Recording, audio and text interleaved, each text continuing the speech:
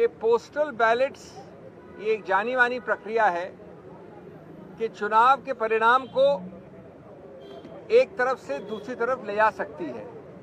कई बार ऐसा हुआ है कि सभी पार्टियों के बीच में जो फर्क है वोट्स का वो x है, लेकिन पोस्टल बैलेट्स 2x या 3x होते हैं।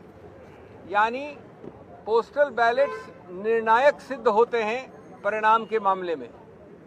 इसलिए चुनाव आयोग ने एक जो रूल है, प्रावधान है, जो एक्ट के अंतर्गत रूल बनता है, जो स्टैट्यूटरी रूल होता है, कोई गाइडलाइन नहीं, कोई चिट्ठी नहीं, उसके अंदर कहा है अंतर्गत कि पोस्टल बैलेट्स की गिनती पहले ली जाएगी।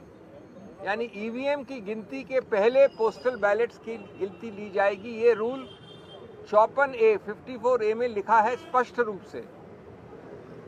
इस बात को कई बार अलग अलग रूप से चिट्ठियों द्वारा और गाइडलाइंस द्वारा चुनाव आयोग ने दोहराया है।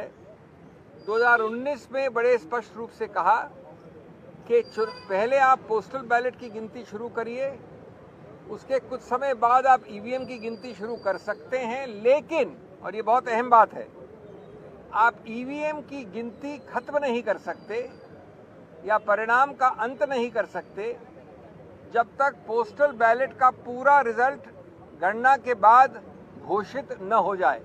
यानी पोस्टल बैलेट की गणना के बाद उसका परिणाम पहले घोषित करना अनिवार्य है, और अगर आप अंत तक पहुंच गए हैं ईवीएम में तो उसको रोकिए जब तक पोस्टल बैलेट का आप परिणाम घोषित न करें। इसके बावजूद, और ये हमारी याचिका है, ये हमारी कंप्लेंट थी आज चुनाव आयोग से, चुनाव आयोग ने गाइडलाइंस द्वारा इस स्टैट्यूटरी रूल नियम को बदला है। वो नहीं किया जा सकता कानून में, गाइडलाइंस द्वारा किसी रूल को नहीं बदला जा सकता। उन्होंने गाइडलाइंस द्वारा जो पुरानी गाइडलाइंस थी 2019 वाली, जो मैंने बताई अभी आपको, उसको हटा दिया है, उसको निरस्त कर दिया है। और इसका बड़ा सरल और सीधा परिणाम ये होता है कि ईवीएम की पूरी गणना हो जाए अंत तक, तब तक भी पोस्टल बैलेट की निर्णय की घोषणा करना अनिवार्य नहीं रहा है। अब हमारे को पता है कि कई बार ऐसा हुआ है कि पोस्टल बैलेट के आधार पर निर्णय उत्तर से दक्षिण हो गया है, पूर्व से पश्चिम हो गया है। इसीलिए ये प्रावधान बनाया गया था, यही इसका औचित्य है।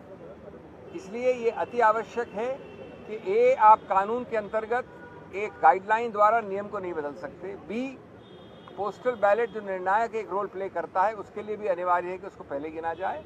और तीसरा कि एक लेवल प्लेइंग फील्ड के लिए, गणतंत्र के लिए, स्वतंत्र चुनाव के लिए, जो कि संविधान के मूल तत्वों का एक अभिन्न अंग माना गया है, ये आवश्यक है कि जो पुराना रूल था उसी को फॉलो किया जाए, जो प्रावधान अभी भी है उसी को रूल किया जाए।